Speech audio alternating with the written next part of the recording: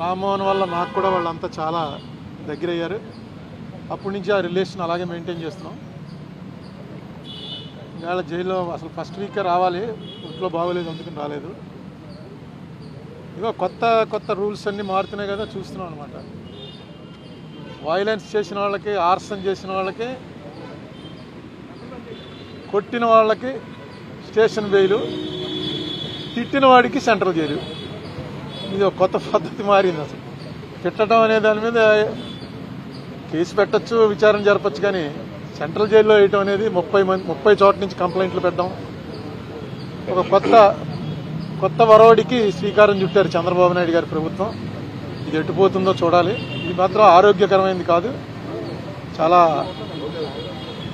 Two మచ్గా వ్యవహరించారు. అందులో ఏం అనుమానాలు. మిగతావన్నీ నేను మళ్ళీ ప్రెస్ మీట్ పెడతాను, ప్రెస్ మీట్లో చెప్తాను.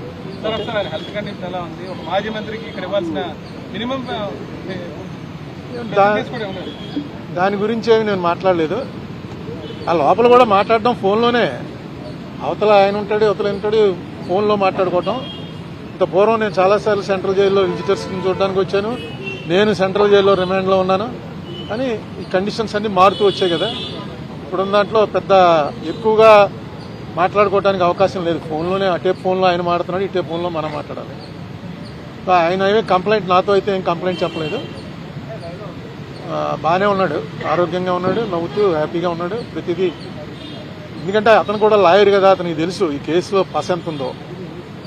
ఈ కేసు వల్ల వాళ్ళ పార్టీకి, అతనికి వ్యక్తిగతంగా కూడా చాలా బెనిఫిట్ జరిగిందని అనుకుంటున్నాను నేను. ఎందుకంటే కక్ష సాధింపు ధోరణితోటి చేసినటువంటి ప్రయత్నం అని క్లియర్గా అర్థమైపోతుంది. కనీసం అక్కడ ఇంటి మీద దాడి చేస్తుంటే 6 గంటల సేపు మనం అందరం చూసాం కదా. వాళ్ళని కనీసం ఏ మేజిస్ట్రేట్ ముందో ఆధారపరిచి చిన్న డ్రామా అన్నా చేయవలసింది. స్టేషన్ బెయిల్ ఇచ్చి పంపించారు ఆర్సన్ కేసులో.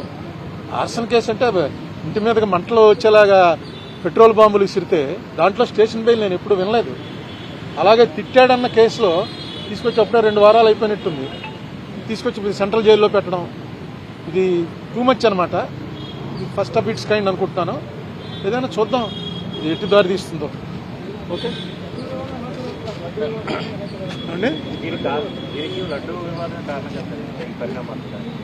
లడ్డూ వివాదమే నేను ఇప్పుడు వచ్చే ముందే చూశాను. మొన్న చంద్రబాబు నాయుడు గారు అడుగుతున్నారు, ఎవడు చెప్పాడు మీకు ఇందులో ఇది లేదని, ఇది కొవ్వు, పంది కొవ్వు, గొడ్డు కొవ్వు ఇవి లేవని ఎవరు చెప్పారు మీకు అని ఒక మీ విలేకరు మీద ఆయన కొంచెం రైజ్ అయ్యి మాట్లాడారు. ఎవరు చెప్పారు, ఎక్కడ చెప్పారు, నీకు కల వచ్చిందా అని అన్నారు కదా. ఇదిగో వాళ్ళు వేసినటువంటి సిట్ రిపోర్ట్లో 20వ పేజీలో ఏమైంది, ఎంత క్లియర్గా ఉంటే ఎందుచేత చంద్రబాబు నాయుడు గారికి వాళ్ళు ఇచ్చే ఫీడింగ్ సరిగ్గా ఇవ్వలేదో నాకు అర్థం లేదు. 20వ పేజీలో ఒక చిన్న లైన్ ఏంటంటే,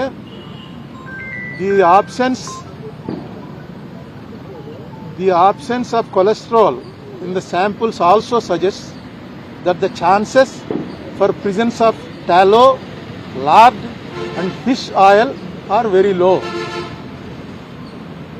లేవు అని ఎప్పుడు ఎవరు, వెరీ లో అంటే లేనట్టే లెక్క.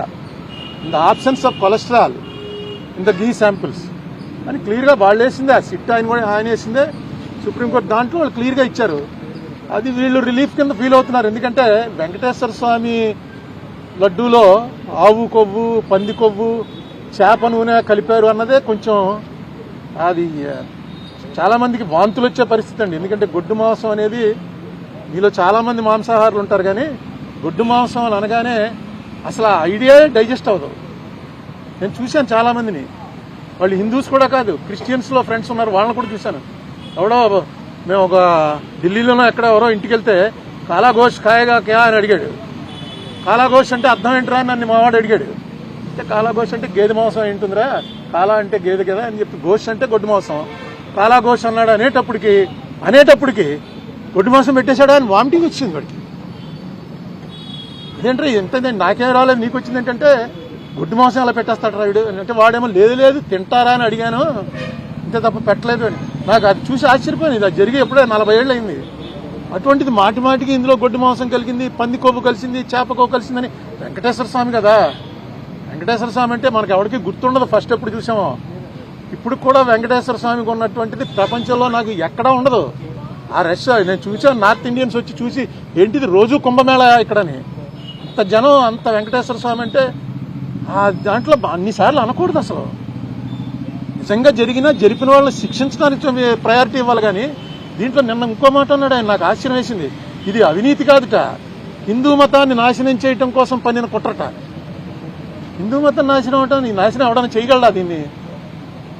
అది కుట్రండి. ఎవడో తప్పు చేశాడు వాడిని పట్టుకోవాలి. ఇంకా కెమికల్స్ అవి ఉన్నాయంటున్నారు. ఆ కెమికల్స్ కూడా ఆయన ఇచ్చిన కంపారిజన్, మనం టాయిలెట్స్ లో వాడే యాసిడ్లన్నీ తీసుకొచ్చి ఇందులో కలిపారని ఏదో రకంగా ప్రజల్లో ఒక ఎవర్షన్ పుట్టించాలి. తిరుపతి లడ్డు అంటే అంత టేస్ట్ గా తినే వాళ్ళకి ఆ లడ్డు చూడగానే ఇందులో ఏముందోరా బాబు అని అనిపించే భయం కలిగించాలని సీఎం లెవెల్ మనిషి అలా మాట్లాడటం కరెక్టే? ఇప్పుడు నేను సీఎం గారి ఇంటికి వెళ్తే నాకు కప్పులో టీ ఇచ్చారు. ఆ కప్పు పట్టుకుని ఇది ఏంటనుకుంటున్నారు ఈ మెట్లు, ఈ మెటీరియల్ మనం టాయిలెట్స్ లో కమోడ్లు వాడతామే, ఆ కమోడ్ మెటీరియల్ తోటి కప్పు తయారు చేసి కప్పులో ఇచ్చారు. నిజమే, అది కమోడ్తో పోల్చడం ఏంటి? పింగాణితో అనేక రకాలు తయారవుతాయి, కమోడ్తో పోలుస్తారా ఎవడన్నా? నాకు ఎందుకు చాలా ఆశ్చర్యం వేసింది. ఏంటి ఇదేంటి ఇలా మాట్లాడు? సీఎం గారు ఎప్పుడు అంత బ్యాలెన్స్ తప్పి మాట్లాడ్డాడు. చాలా కాలం నుంచి ఆయన సీఎంగా చూస్తున్నాం కదా, ఎందుకు ఇలా మాట్లాడుతున్నాడు ఏంటి? ఎంత అందులో టాయిలెట్లు కడిగే వాటిని తీసుకొచ్చి కలిపారని. ఇది బ్లాస్ఫమీ అవుతుంది. బ్లాస్ఫమీ అంటే దైవద్రోహం. దయచేసి ఇలాంటి పనులు వద్దు. మీకు రాజకీయంగా ఖర్చు ఉంటే రాజకీయ ఖర్చు తీర్చుకోండి, కేసులు పెట్టండి, మీ చేతిలో పవర్ ఉంది. ఎవరైనా ఇదేంటి వెంకటేశ్వర స్వామి మీద, వెంకటేశ్వర స్వామిని అన్పాపులో, ఎందుకంటే జగన్ క్రిస్టియన్ అనా? జగన్ క్రిస్టియన్ కాబట్టి క్రిస్టియన్స్ అందరూ కూడా వెంకటేశ్వర స్వామికి యాంటీ అయిపోయారా? అసలు ఏ స్ట్రాటజీ మీద వెళ్తారు? బీజేపీ వాళ్ళు కూడా ఇప్పుడు ఇలా మాట్లాడలే. బీజేపీ వాళ్ళు డైరెక్ట్ గా మాది హిందూ పార్టీ అని చెప్పుకున్నా సరే వాళ్ళు కూడా ఇప్పుడు ఈ లెవెల్లో మాట్లాడరు. మరి చంద్రబాబు నాయుడు గారు పునరాలోచించండి, ఇది కరెక్ట్ కాదు.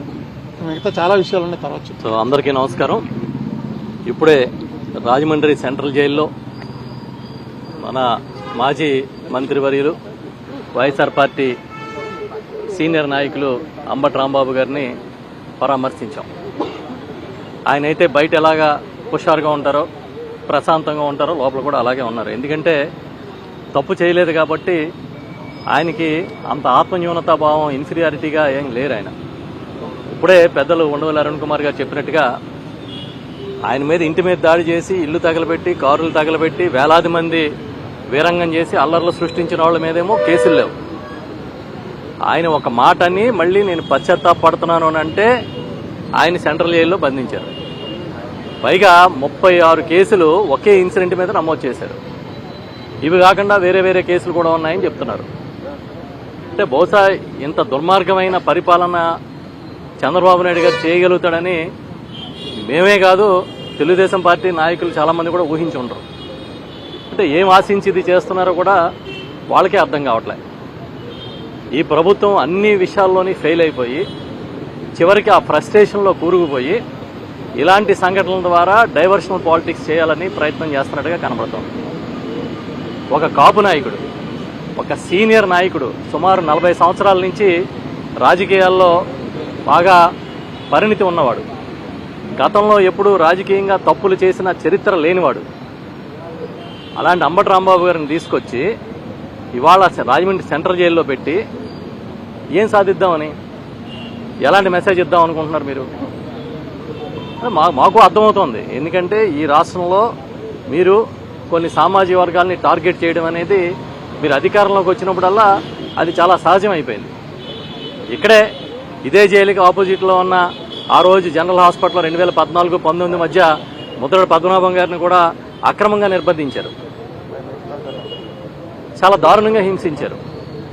ఇవాళ మళ్ళీ ఆయన ఇంటి మీద దాడి చేసి, అంబటి రాంబాబు గారి ఇంటి మీద దాడి చేసి, ఆయన ఆ వీరంగం సృష్టించి, ఆయన ఆఫీస్ పగలగొట్టి, తగలబెట్టి, బాంబులేసి, పెట్రోల్ బాంబులేసి, పైగా ఏదో వైఎస్ఆర్ పార్టీ ఒక అరాచకమైన పార్టీలాగా మీరు ప్రచారం చేయాలని ప్రయత్నం చేస్తున్నారు. పైగా చంద్రబాబు నాయుడు గారు అంటారు బీజేపీ బాధ్యత తీసుకోండి, ఈ ప్రచారం బాధ్యత తీసుకోండి, ప్రజల్లో తీసుకెళ్ళండి అని. అంటే బీజేపీ భుజం మీద తుపాకి పెట్టి కాల్చాలని ప్రయత్నం. ఇంచుమించుగా కూటమిలో ఉన్న భాగస్వాములందరూ, సీఎం, డిప్యూటీ సీఎం, బీజేపీ రాష్ట్ర అధ్యక్షుడు, ఇతర నాయకులు అందరూ కలిపి పెద్ద ప్రెస్ మీట్ పెట్టారు. వాళ్ళు దేనికోసం పెట్టారు?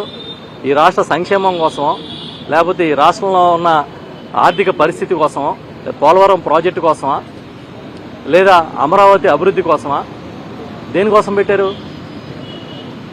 వెంకటేశ్వర స్వామి కీర్తిని, ప్రతిష్టని దెబ్బతీసే కార్యక్రమం కోసం పెట్టారు. ఎందుకన్నా దుర్మార్గం ఏమైనా ఉంటుందా? అంటే రాసే పత్రికలు చూపించే ఛానల్స్ ఉన్నాయి కాబట్టి మీరు ఆడింది ఆట పాడింది పాటలాగా జరిగిపోతుంది అనుకుంటున్నారు. ఇప్పుడు రాంబాబు గారి మీద ఒక ఇన్సిడెంట్ మీద 36 కేసులు వేశారు. నేను నిన్న ఇవాళ మీడియాలో చూసా. ఒక కార్యకర్త అభిమానంగా మన గౌరవ మాజీ ముఖ్యమంత్రులు జగన్మోహన్ రెడ్డి గారి ఫోటోకి ఇలా రక్త తిలకం దిద్దాడంట, తన వేలు కట్ చేసుకుని. అతని మీద కేసు పెట్టారు. మొన్న తిరుపతిలో కోడిని కోసారని కేసు పెట్టారు. వెస్ట్ గోదావరిలో మేకను కోసారని కేసు పెట్టారు. ఇంకెక్కడో కేకును కోసారని కేసు పెట్టారు. అంటే మీరు అయిపోయింది, ఇంకా మీరు చెప్పుకోవడానికి ఏమీ లేదు, మీరు చెప్పలేని స్థితికి వచ్చారు. మీరు టోటల్ అడ్మినిస్ట్రేషన్లో ఫెయిల్ అయిపోయారు కాబట్టి ఈ లడ్డూని పట్టుకుని వేలాడుతున్నారు. తిరుపతి ప్రసాదం పేరుతో వెంకటేశ్వర స్వామి కీర్తిని దెబ్బతీయాలని ట్రై చేస్తున్నారు. అలా అంబటి రాంబాబు గారు ఏ తప్పు చేశారు? ఆ ఫ్లెక్స్ మీరు కట్టడం తప్పు కదా. అసలు అధికారులు దానికి ఎలా పర్మిషన్ ఇచ్చారు? ఆ విషయం అడిగితే తిరిగి పచ్చి బూతులు. హలో, తెలుగు రాజ్యం ఛానల్ చూస్తున్నారా? సామాజిక రాజకీయ జీవన చిత్రణే తెలుగు రాజ్యం.